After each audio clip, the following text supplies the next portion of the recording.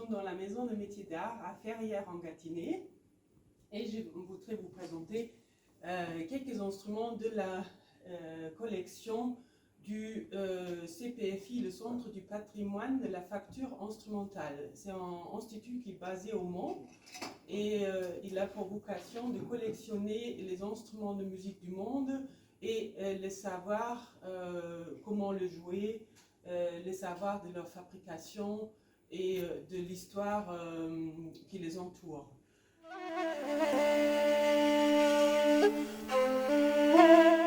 Le souffle et la respiration a donné naissance dès la préhistoire au son, à la musique.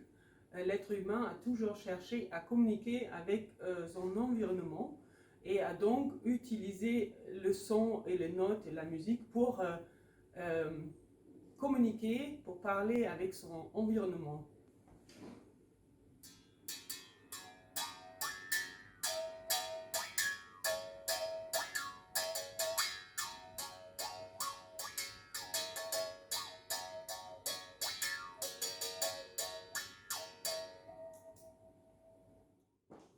Dans cette partie, vous pouvez voir différentes flûtes.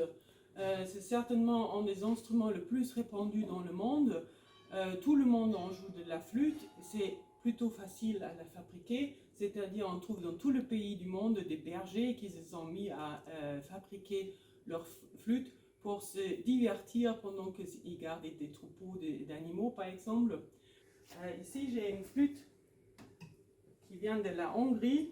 Elle est entièrement sculptée et c'est une flûte en sureau qui est utilisée par le berger.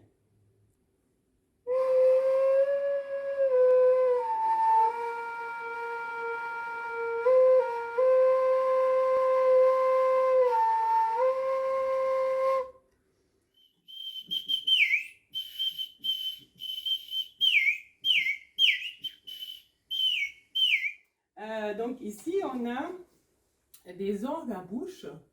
Ce sont des instruments très anciens aussi. Donc on a les premières traces qui datent au moins 3000 ans avant Jésus. Et donc on voit des musiciens qui jouent de cet instrument-là, par exemple. Donc ça c'est en Ken, c'est un orgue à bouche qui vient du Laos. Et vous avez des tuyaux de roseau. Des fois c'est du bambou. Ici c'est du roseau. Et on a un morceau de bois à l'intérieur, il y a des lames métalliques qui vibrent quand je vais souffler, et donc c'est l'ancêtre de l'harmonica et de l'accordéon.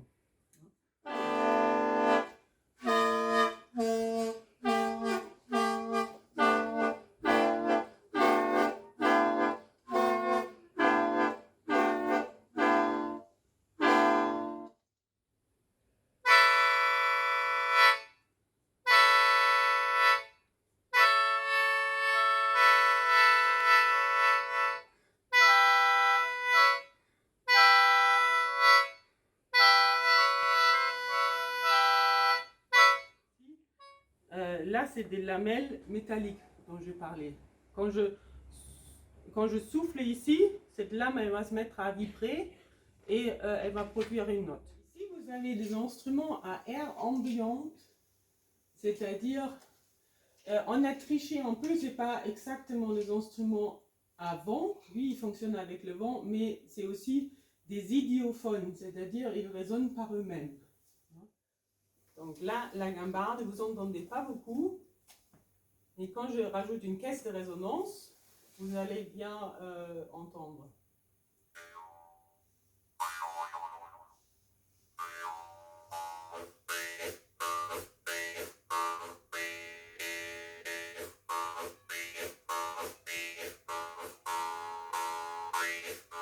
Un tronc d'arbre qui est creux, hein, donc vous pouvez regarder.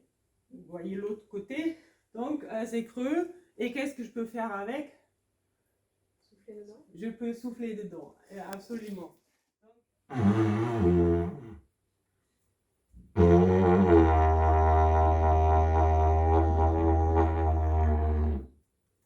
Et donc là, vous pouvez accueillir toutes les classes du Gâtinais. Voilà. Ça, c'est une trompe télescopique. Donc, on a une note ou deux notes. Donc, la musique bouddhiste, c'est vraiment pour apaiser, pas s'exciter, pas s'énerver.